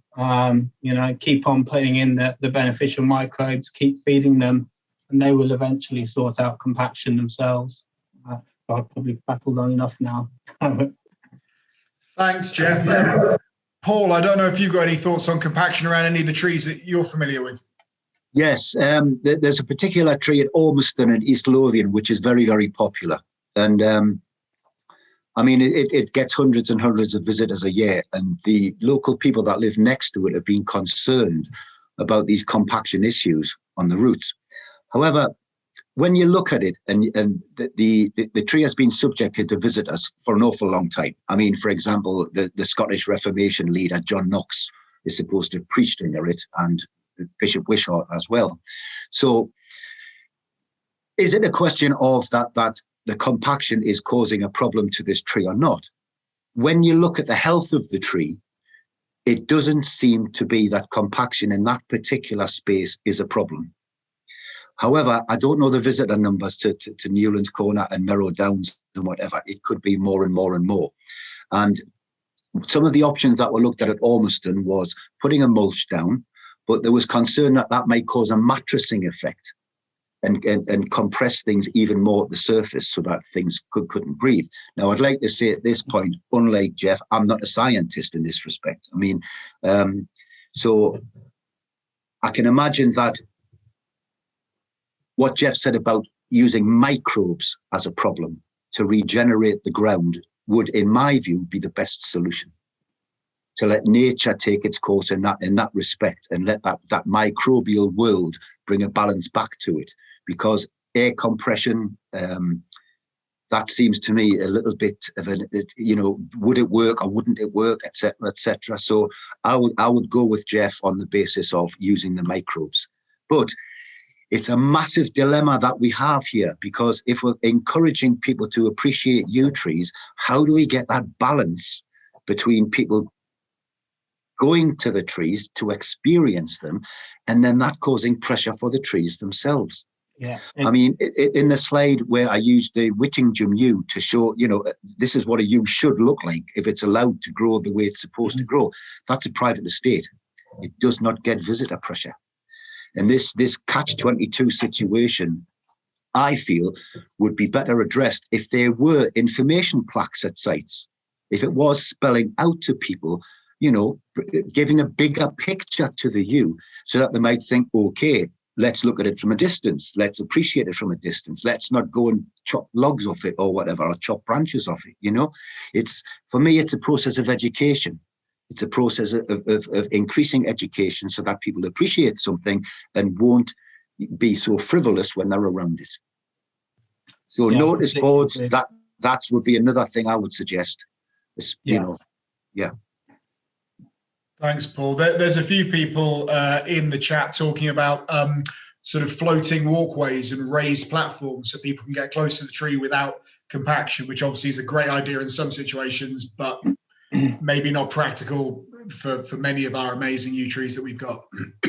Well, I do believe that's been proposed for the famous Ankerwick yew, in which case there will be walkways, because there are plans, I think, to introduce a ferry system across the River Thames to the site, which will increase more visitors. Now, I have no experience of wooden platforms around yews as to whether or not that's a good or a bad thing. But on paper, I think that if it comes to it, that's what it should be. Because that is a solution to soil compaction, is guide the walkways.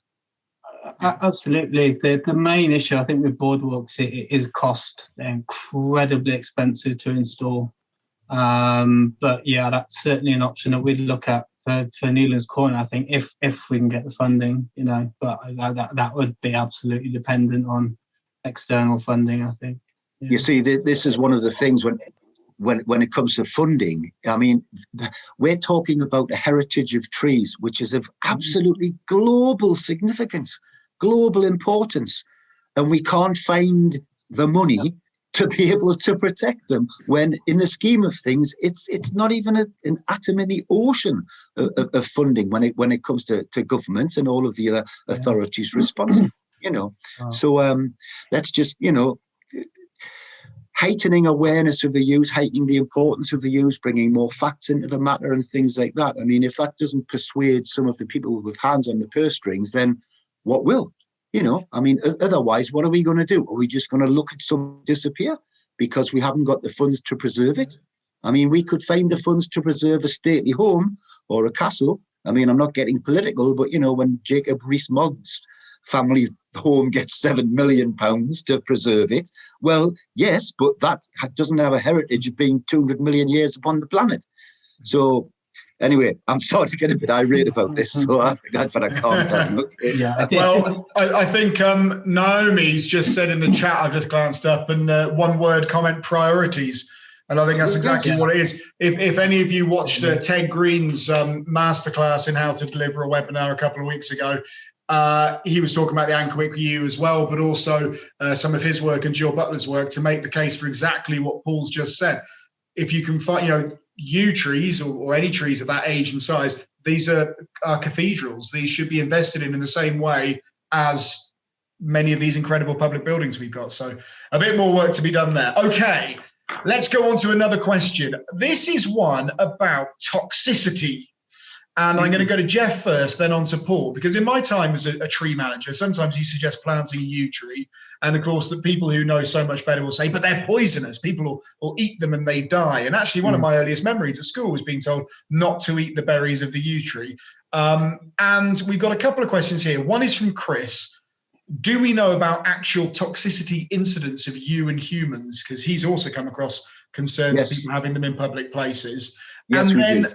Similar but different, because Geoff, you talked about some of the natural regeneration of the yew being browsed by deer. And a couple of people, particularly Ian Sims, has said a deer immune to the toxins in yew. So Geoff, talk a bit about toxicity.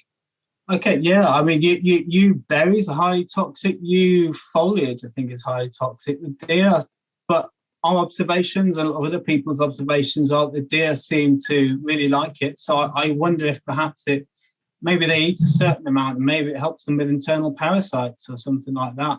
That's certainly a possibility I've thought of with deer. I know in terms of cattle grazing, I know farmers are very concerned that cattle are going to eat deer.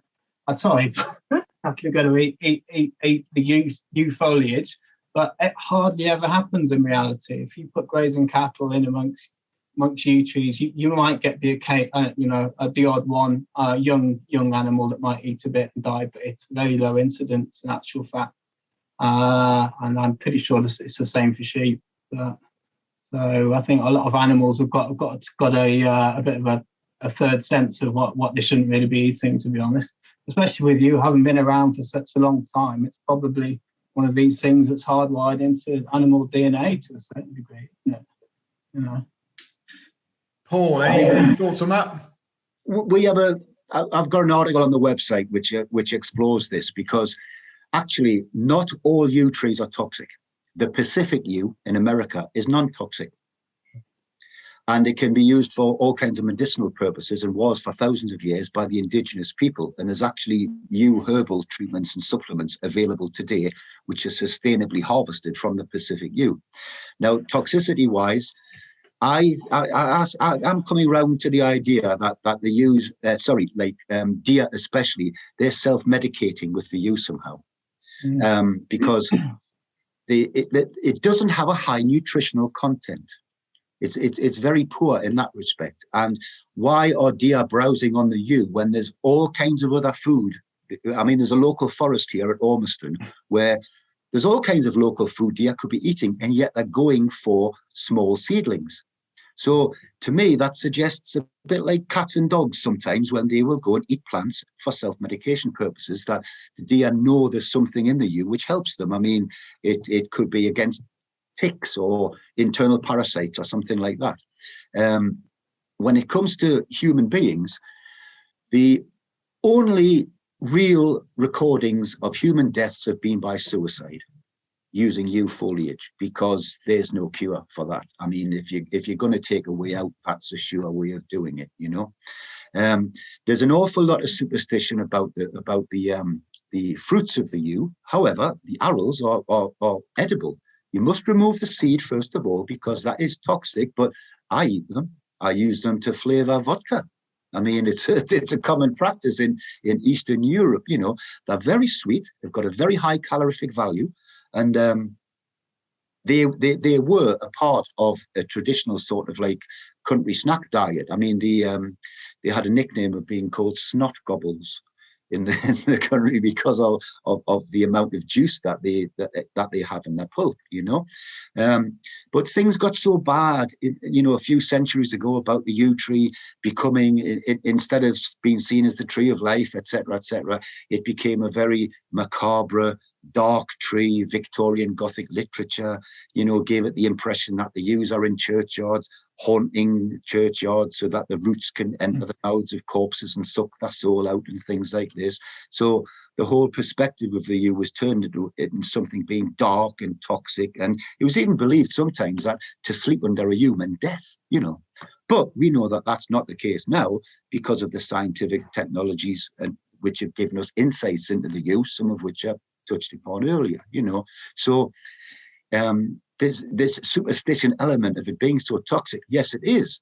But unlike, say, a toxic snake, the yew's not going to chase you down the road and bite you and inject you with its toxins. If you don't want to be poisoned by a yew, don't eat its needles, don't eat its branches, you know.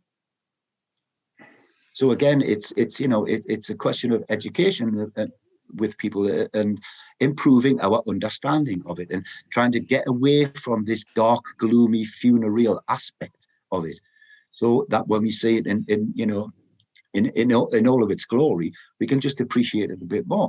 And it is an irony that Taxus baccata, one of the most toxic trees in the world, you can eat part of it and you can eat it safely. That's such a, you know, that's an irony to me. Thanks, Paul. I was just looking at the chat. There's all sorts of intelligent conversation going on in the chat.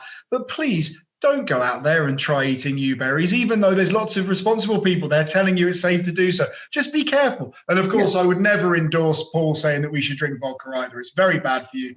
Drinking is a terrible sin. So there we go. That's the legal bit covered. Everyone saw that. We're not liable for anything that happens from here on in. We are really running out of time. We're going to ask just a couple more questions. Okay, a question from Padraig, which I've kind of wondered previously, but it's a nice question. Geoff, what distinct difference is there between the Irish and what we call the English yew? But I'm aware to many of our international viewers, English yew is not necessarily the right name. What's the difference, Irish and English yew? Okay, well, Irish yew is sort of quite bizarre looking cultivar, isn't it, really? Yeah, I mean, the form looks completely different. It's not a tree that I have a lot of experience with to be honest, because they're all English yew on our site. But I think the difference would be best explained by pictures, to be honest, but I haven't got any to hand. Irish yews you often see in churchyards, don't you? Sort of more recently planted. Don't know, Paul, have you got any advance on that?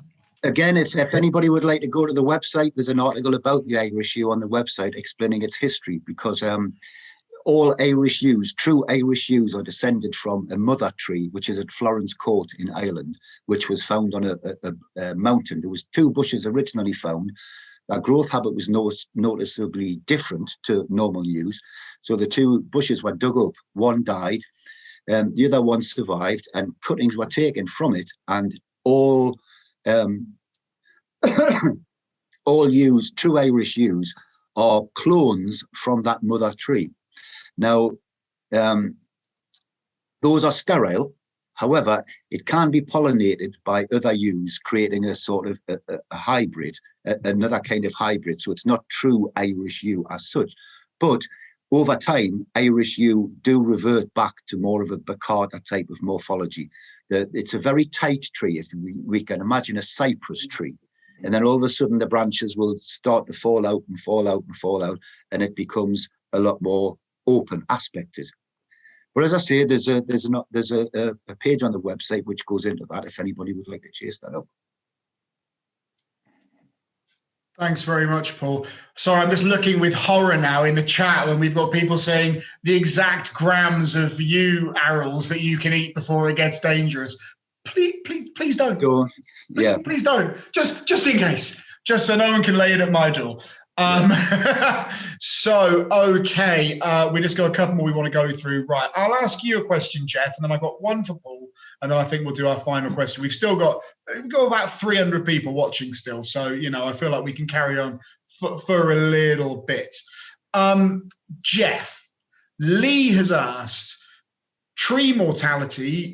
is tree mortality thought to be more because of climate change, or are all of the other issues exacerbating and causing an issue? So if the other issues stopped, would the trees survive climate change, or is that sort of inevitable? Right. Well, I think the climate change thing is sort of going to happen relatively slowly, really, in terms of a human life scale. I think in terms of yew populations responding to climate change, I talked about earlier, we think it's more a matter of seedlings not surviving, as opposed to mature trees sort of succumbing to stress and dying because of climate change. So it's a pretty slow burner, if you like, in that respect.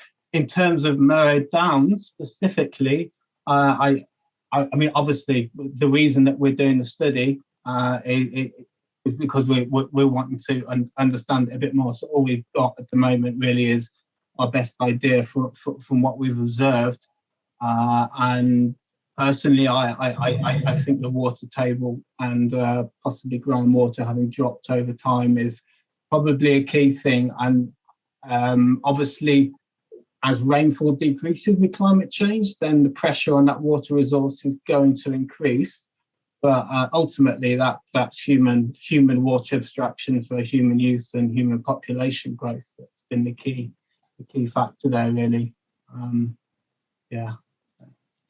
Thanks, Geoff. Paul, climate change. Well, I mean, in view of what I said earlier about the fact of the yew being a sensational survivor, I mean, climate change is obviously a massive problem simply because it's probably the first time, well, it is the first time that yew has come under pressure from human beings, because in 200 million years, it hasn't had that pressure. It's only in the last few 10,000 years in particular that it's had pressure from human beings, but also this change in the climate. For example, the little ice ages that the yew that live in Britain have lived through. I mean, extreme climate change. I mean, extreme temperatures. You know, so the yew has a tendency to be able to look after itself. If it's put into different,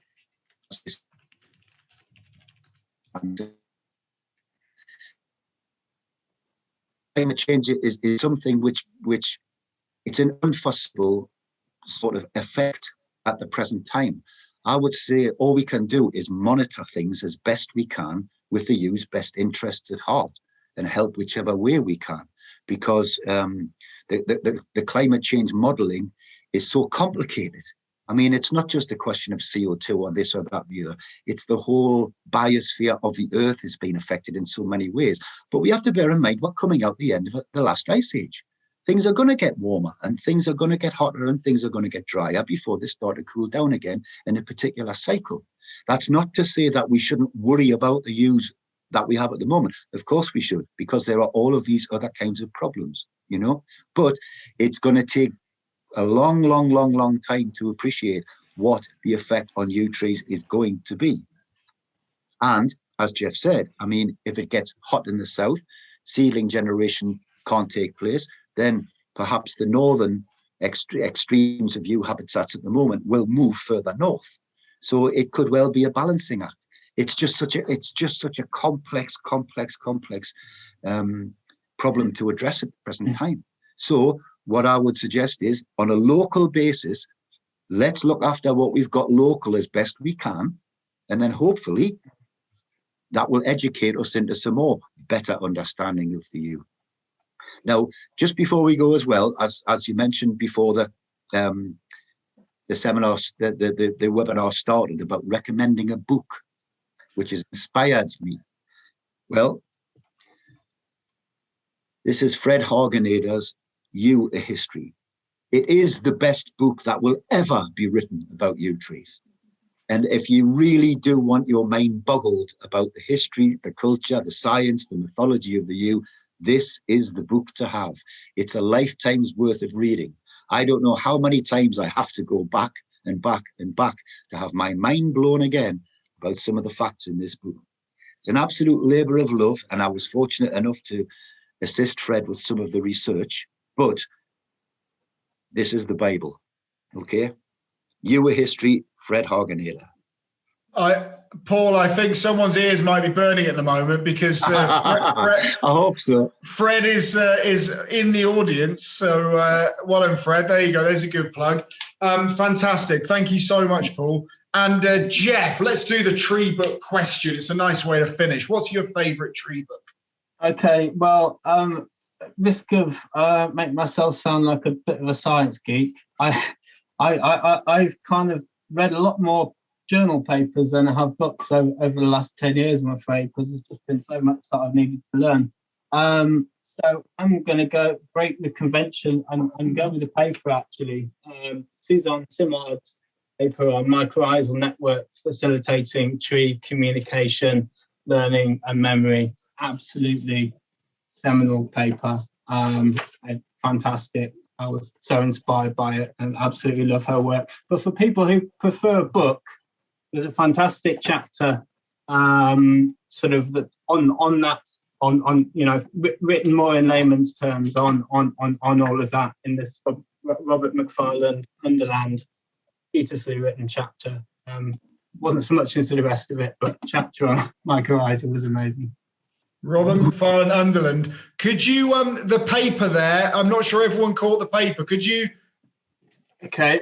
So Susan Simard, 2018, and you can get it. You can get it on. It comes up as a PDF on the internet. Mycorrhizal networks facilitate tree communication, learning, and memory. Thank you, Geoff. And Emma, thank you very much. Has just put it in the chat there as well. So Suzanne Simard, yes, brilliant.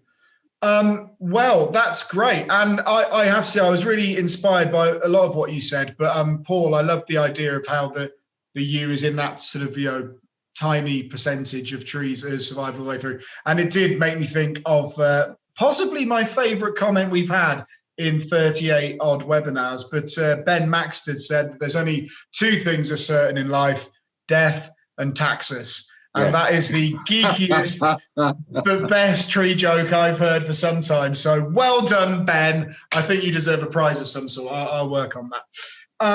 Okay.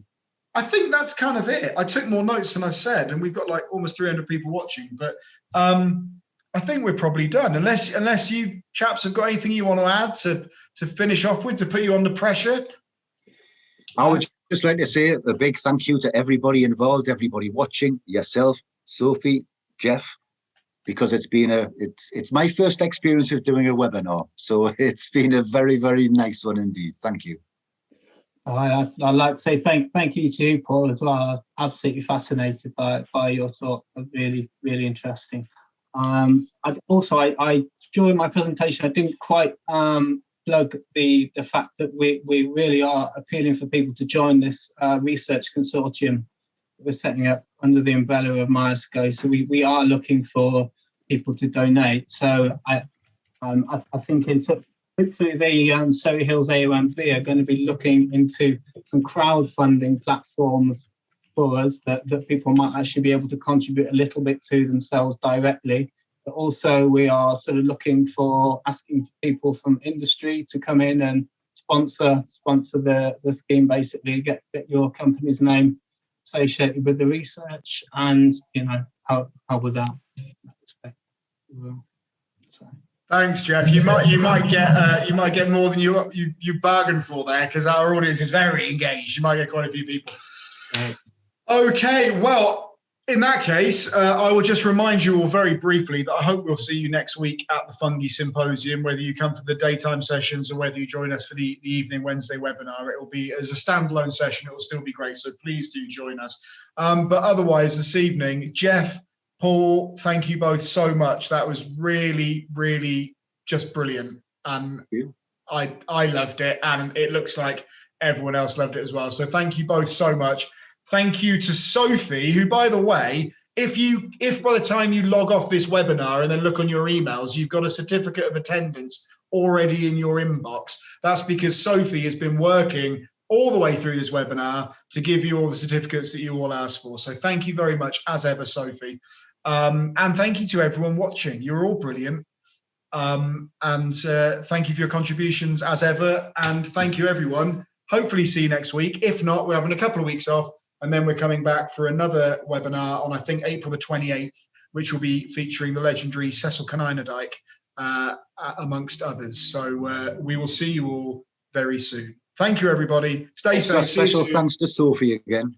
Okay. Yeah, thank you, Sophie. Thanks, John. Thank you, Sophie. Let's finish that way. See, it's Sophie who's got the button to end the webinar, and if we keep saying nice things about it, we'll just be here all night. So